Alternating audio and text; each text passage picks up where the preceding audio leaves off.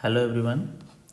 Now we will discuss one important rule which is called voltage division rule, है ना। अभी हमने last lecture में देखा था कि सीरीज़ में जब सर्किट होता है, सीरीज़ में रजिस्टर कनेक्टेड होते हैं तो टोटल रेजिस्टेंस तीनों रेजिस्टेंस का सम है, जैसा मैंने एग्जांपल में लिया है। और ये जो वोल्टेज है जो तीनों रजिस्टर के सीरीज़ कम्बिनेशन के पैरेलल में लगा हुआ है, तो ये वोल्टेज तीनों में डिवाइड होता है ना। अब ये डिवीज़न कैसे होगा वही यहाँ पे इस रूल से हम लोग फाइंड आउट करेंगे, वोल्टेज डिवीज़न रूल, और इसको हम लोग याद रखेंगे, है ना।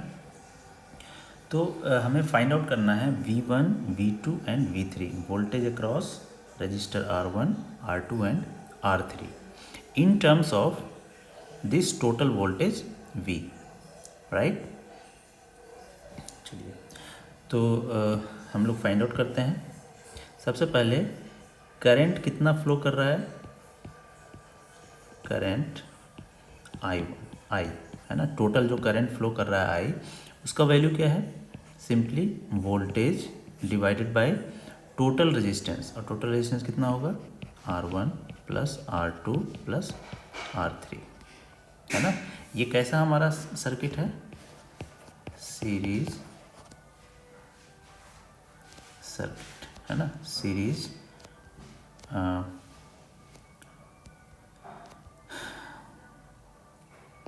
चलिए सीरीज नेटवर्क कर दें, है ना। तो टोटल करंट इतना होगा I equal to V by R1 plus R2 plus R3। अब सिंपली आपको फाइंड आउट करना है ना, voltage across resistor R1, voltage across resistor R1, voltage across resistor R1, उसे हम लोग क्या लिखेंगे V1, जो यहाँ पे सर्किट में मैंने दिखा रखा है। और इसका वैल्यू क्या होगा, किसी भी रजिस्टर के अक्रॉस वोल्टेज कितना होता है डेवलप, जितना उसमें करंट जाएगा इनटू जितना उसका रेजिस्टेंस है, ये मैंने पहले ही बताया था आपको। So I into R1 will be the voltage across resistor R1, और I का वैल्यू पता है आपको V by R1 plus R2 plus R3 into R1, ठीक है। तो इसको हम थोड़ा सिंप्लीफाई करके अरेंज करके हम ऐसे लिखते हैं V total voltage into R1 by R1 plus R2 plus R3, ठीक है, ऐसे। सिमिलरली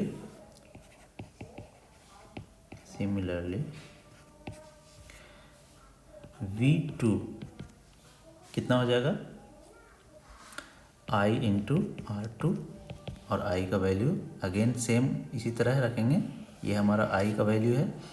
तो इसको रख के और जब हम थोड़ा अरेंज करके लिखेंगे तो ये आ जाएगा R2 by R1 plus R2 plus R3 and V3 equal to I R3, और इसका वैल्यू हो जाएगा V R3 divided by R1 plus R2 plus R3,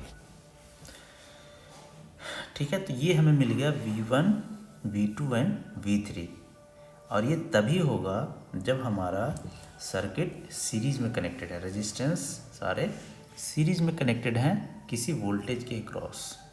उसमें करंट तो सेम रहेगा, है ना, जैसा हमने देखा करंट का वैल्यू तीनों में सेम है, जो करंट जाएगा R1 में वही करंट यहाँ R2 में जाएगा और वही R3 में जाएगा।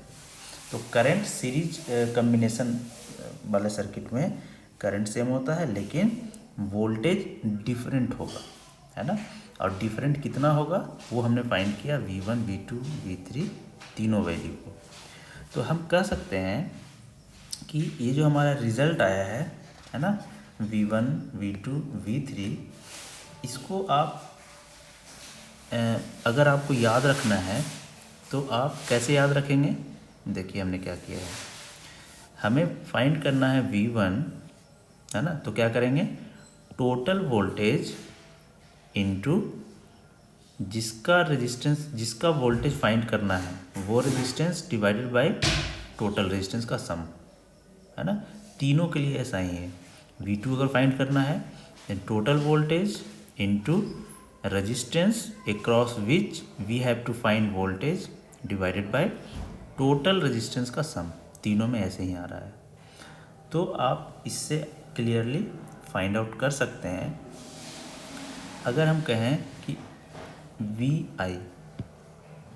if we have n resistors connected in series, है ना, then voltage across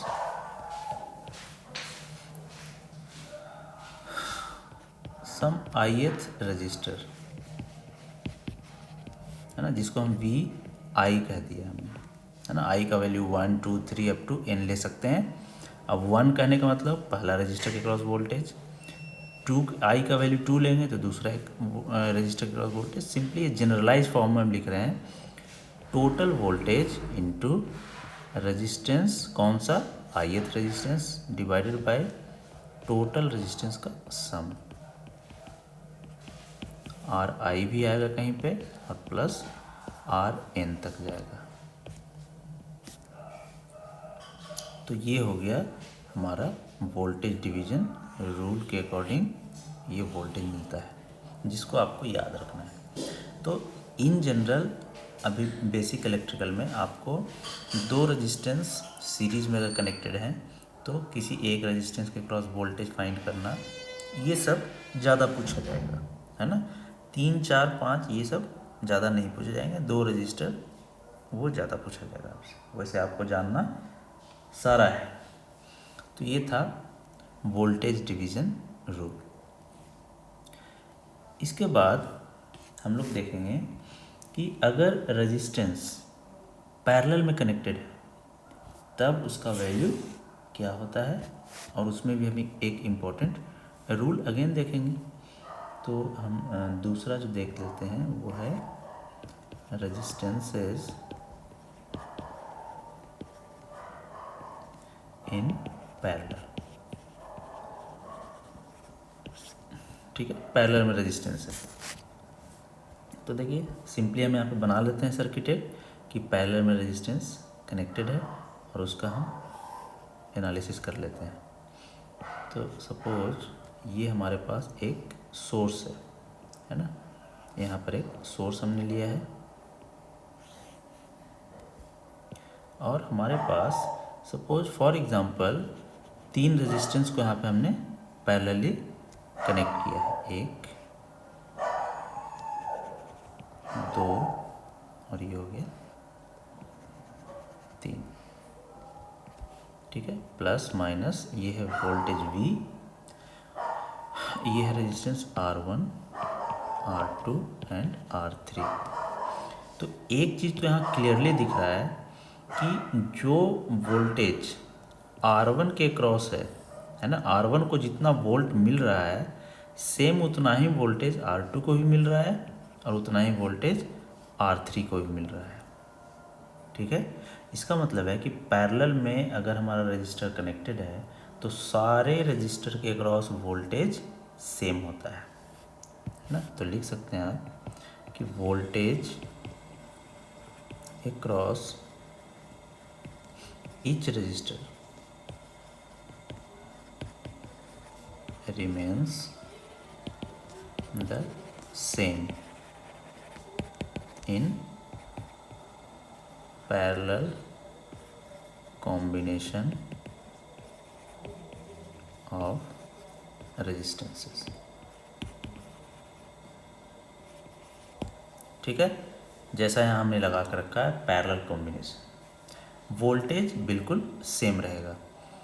और इससे पहले हम जो सीरीज कॉम्बिनेशन देखा था हमने, जैसे यहाँ पे सीरीज कॉम्बिनेशन, इसमें क्या था करंट का वैल्यू सेम रहता था तीनों में, ठीक है। तो सीरीज में करंट का वैल्यू सेम रहेगा, पैरेलल में वोल्टेज का वैल्यू सेम रहेगा सारे रजिस्टर में, रजिस्टर के क्रॉस। तो इसका मतलब है कुछ तो चेंज होगा। तो इस केस में चेंज क्या होगा, करंट का वैल्यू। अगर ये यहाँ से आई करंट देता है सोर्स, तो ये चेंज हो जाएगा, इसमें जाएगा I1, I2 और I3। यहाँ करंट का वैल्यू अलग अलग होगा, ठीक है। तो ये जो हम यहाँ पे इसका इक्विवेलेंट एक सर्किट बना लेते हैं जिसमें वोल्टेज सोर्स वही है ना, और ये इक्विवेलेंट रजिस्टर है ना, ये इक्विवेलेंट रजिस्टर है, इसको हम लोग कह दे रहे हैं आरपी। वो उतना रजिस्टर है कि जब हम voltage V same voltage apply कर रहे हैं जितना हम पहले इसमें किए थे, तो करंट बिल्कुल I ही फ्लो करवाए, ठीक है। देखिए वोल्टेज V लगा रहे हैं तो करंट I ही फ्लो कर रहा है यहाँ पे, वैसा ही रजिस्टर यहाँ पे ये लगाया हुआ है कि वोल्टेज V अगर अप्लाई करें तो करंट I ही फ्लो कराए। इसका मतलब है कि ये RP का जो वैल्यू हमने लिया है वो ज़रूर इन तीनों का कुछ इक्विवेलेंट रेजिस्टेंस है, जैसा हम पिछले केस में देखे, ठीक है। तो यहाँ पे सबसे पहले आपको RP का वैल्यू फाइंड आउट करना है। तो RP का वैल्यू फाइंड आउट करने के लिए हम KVL और KCL दो मेथड हैं, हम इसका यूज कर ले सकते हैं, है ना।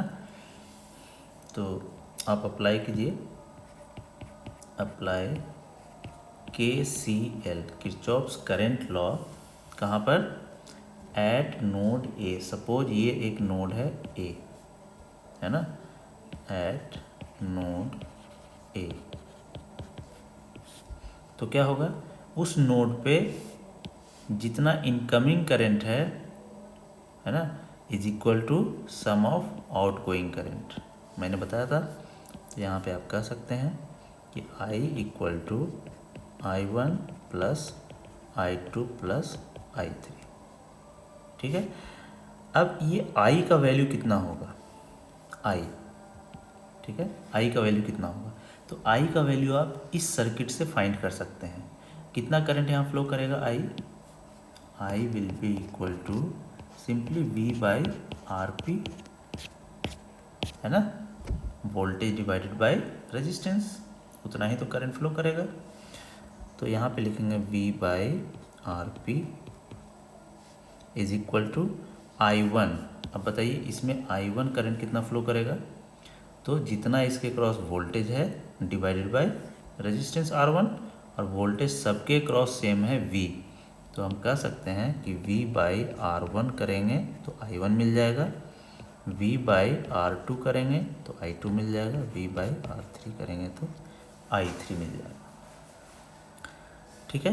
तो यहाँ से देखिए सब में V कॉमन है ना, तो यहाँ से हम लिख सकते हैं 1 by RP is equal to 1 by R1 plus 1 by R2 plus 1 by R3। यही हमारा कंडीशन होता है पैरेलल सर्किट का, है ना। RP क्या है, equivalent resistance, RP equivalent resistance of parallel combination of R1, R2 and R3। इन तीनों का जो पैरेलल कॉम्बिनेशन है उसका इक्विवेलेंट रेजिस्टेंस होगा RP। तो ये वैल्यू आपको याद रखना है। वैसे आप 12th में पढ़े भी होंगे इसे, कि हम लोग पैरेलल में अगर सर्किट होता है तो उसका कैसे कैलकुलेट करते हैं इक्विवेलेंट रेजिस्टेंस। तो in general if we have n number of resistor, है ना, n नंबर ऑफ रजिस्टर आपके पास पैरेलल में कनेक्टेड है, तो उसका इक्विवेलेंट रेजिस्टेंस कैसे फाइंड करेंगे, सिंपल इसी तरह से in general, if we have n resistors connected in parallel,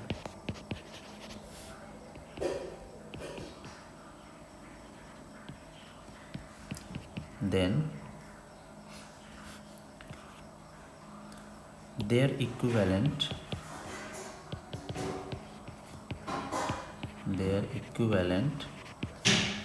resistance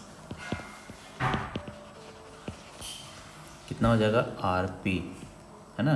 RP नहीं लिखेंगे बेसिकली, 1/RP कर देंगे, 1/RP इज इक्वल टू क्या होगा, 1/R1, 1/R2, इसी तरह से 1/Rn तक। इसको आप दूसरे फॉर्म में ऐसे भी लिख सकते हैं, 1/RP equal to summation of 1/RI where I equal to 1 से लेकर n तक। तो ये हो गया जनरल फॉर्म में आपका इक्विवेलेंट रेजिस्टेंस का वैल्यू पैरेलल सर्किट के लिए।